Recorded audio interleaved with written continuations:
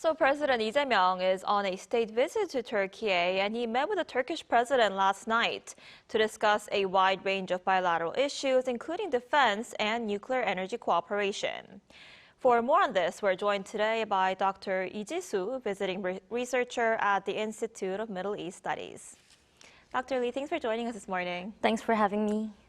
So how did President Lee's talks with the Turkish president further develop bilateral relations? What's your overall assessment of their talks last night?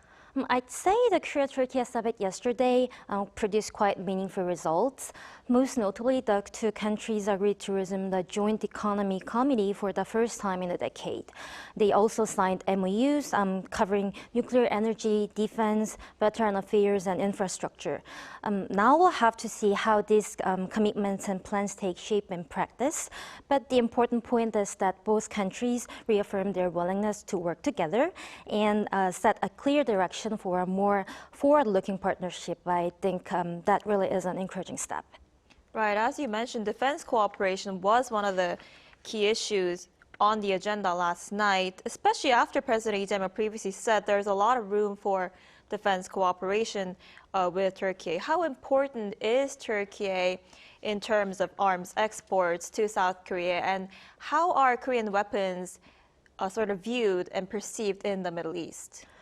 Turkey can serve as a strategic gateway for South Korea's defense industry to enter the European and also Middle Eastern markets, since it is a NATO member state and a major player in the Middle East.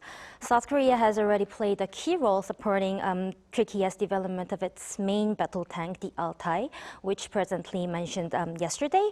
And Korea supplied major components such as the main gun and some of the design know-hows. Korea also exported the design technology for its self-propelled howitzer, the K9 Thunder, which became the foundation for Turkey's T-155 Fortina. Thanks to these transfers, Korean systems have contributed in a meaningful way to Turkey's broader push for defense industry localization, and this is part of a bigger trend. Korean defense systems are perceived very positively across the Middle East. Over the past 5 years, Korea's arms exports to this region roughly tripled. Take the UAE, for example, which President Lee visited last week.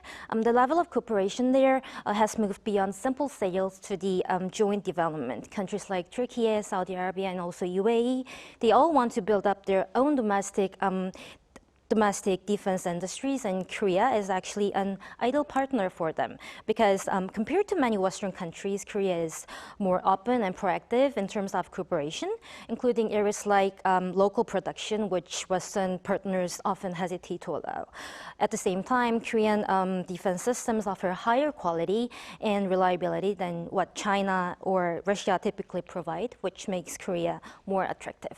Right, absolutely. And they also agreed to sign an MOU on nuclear energy cooperation. And Seoul's presidential office said it hopes this MOU will enhance its chances of winning an upcoming nuclear power project in Turkey. What are your thoughts on this? Yes, thanks to the nuclear energy MOU yesterday, South Korea now has a stronger chance of winning Turkey's upcoming nuclear power plant project. Actually, Turkey doesn't yet have or operate any nuclear power plants at the moment, but it's building its first one, the Akuyu nuclear power plant, which is expected to begin operations in 2026. And Turkey is planning to build its second plant in Sinop, and the likelihood that Korea could secure the project has now grown considerably. For Korea, this is a new territory. Korea has already completed the major nuclear project in the Middle East, which is Barakah nuclear power plant in the UAE. Korea not only built Barakah, but also took part in its operational phase. This is very rare achievement for any foreign contractor in the region, in the Middle East, because Korea has proven this track record of successfully delivering and operating a nuclear power plant in the Middle East. I think this becomes a strong precedent that can open the door to other projects in the region. In the sense, Barakah really serves as a strategic foothold for Korea, as Korea looks into expand into additional Middle Eastern nuclear markets and also in Turkey. Right, and Turkey is the final stop of President Lee Jae Myung's 10-day trip to Middle East and Africa, right? And this is a tour that he said will broaden South Korea's pragmatic diplomacy to the global south. Do you think we've been able to see that in action so far throughout his trip?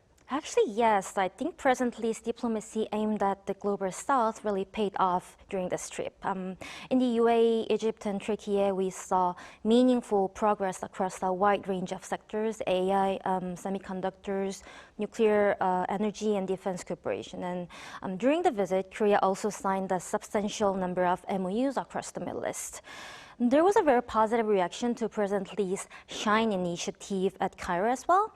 So I'd say this trip showed how effective Korea's integrated diplomacy can be, combining culture, education, defense, and economic cooperation into a single strategy.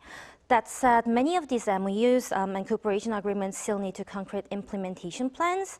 We'll need to keep a close eye on how these ideas are developed and put into action in the coming months. But overall, most Middle Eastern countries are really friendly toward Korea. So I do expect many of these discussions to move forward smoothly. And since this was President Lee's first visit to the Middle East ever since he took the office, so with plenty of time left in his term, I think there's a real opportunity to follow through and deliver tangible results. All right, that's very good to hear. We'll have to see how that goes. All right, Dr. Lee, I'm afraid that's all the time we have for today. Thank you so much for your insight. We appreciate it. Thanks for having me.